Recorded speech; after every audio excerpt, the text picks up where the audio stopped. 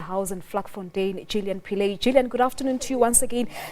We heard your conversation with this police spokesperson earlier, but let's just talk about the two suspects, or rather the man who's been taken in for questioning and the one that the police is searching for.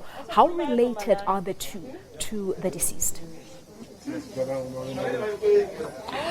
Good afternoon, Palesa. Those details, as you heard from police, are still very sketchy. We do know that they are on the manhunt for that second suspect who was in the home all this time but somehow managed to evade police. According to the relation, that is still, we're not sure about that. But we are now at the second place where the bodies of 2 adults and 2 children were found. There is quite a stench here, Palesa. We're having to wear masks. We can see that there's a lot of blood soiled into the carpets. You almost can't help but feel ill when you enter that little room there. A lot of the blankets were carried out now by community members who have been lending a hand here, Palesa, to assist the family. I'm going to try and ask my camera person, Zintle, to come along with us into this particular area. It's a very bad stench, as I said. A lot of the community members have been helping. As you can see there, sand that was in this area being put into wheelbarrows, and a lot of blood soiled into the carpets here, Palesa.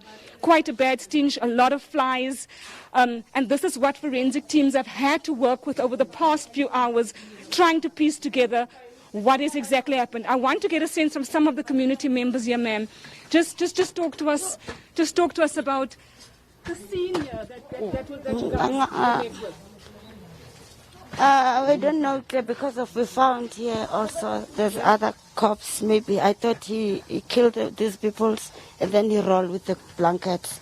And then we found also the lots of soil. I think he was trying to bury it on the at the room. So we don't know everything. It's like that. We do know that social workers are also here assisting. One of the children who were deceased, this is one of the dads. I know you don't want to talk on camera. I know, sir, that you're quite traumatized. But we're trying to get a sense of, just from anyone here, what scene was met when you came here assisting the family. What did you see? Nothing. 4 people there outside there behind the house. It's 2 people in the morning. I saw it if I'm going with the car. Yeah, only. Yep. What have you seen?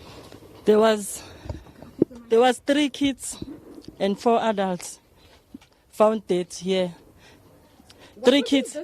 In this room, there was a lot of blood.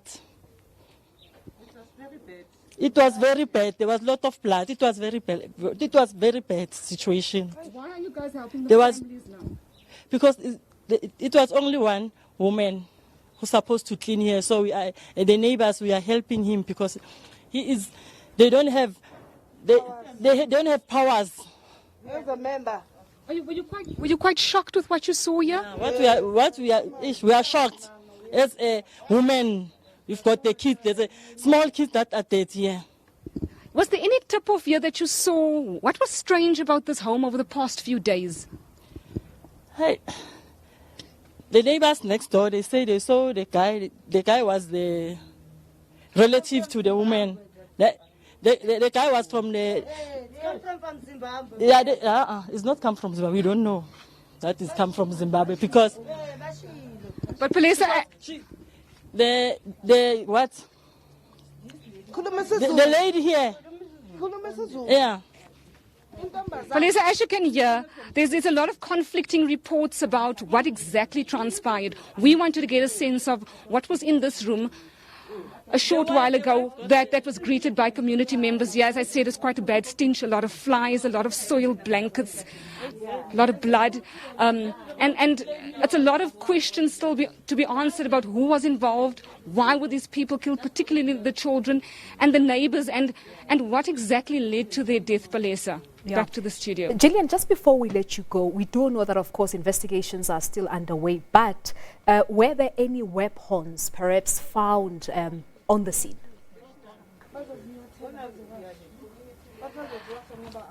Palesa, if I heard you correctly, we do know that a relative who we are yet to speak to, a sister to the owner of the home, there was something strange that, she came here, she couldn't find her sister, and that was one of the reasons why police were called here.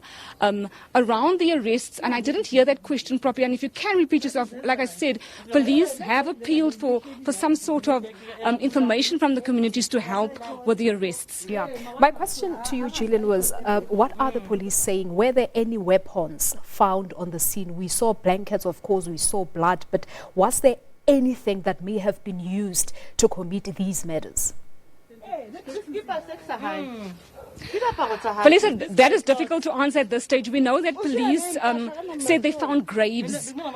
Whether weapons were used to hack them to death or what modus operandi was used around these 7 people being killed is yet to be. It's still part of the investigation. We are still to find that out, Palesa. But we do know that it must have been some sort of grisly sight when police arrived at the scene yesterday sometime. All right, Gillian, let's leave it at that for now. Thank you so much there to our SABC reporter, Gillian Pillay, reporting live from the Vlakfontein house south of Johannesburg, where 7 bodies were discovered.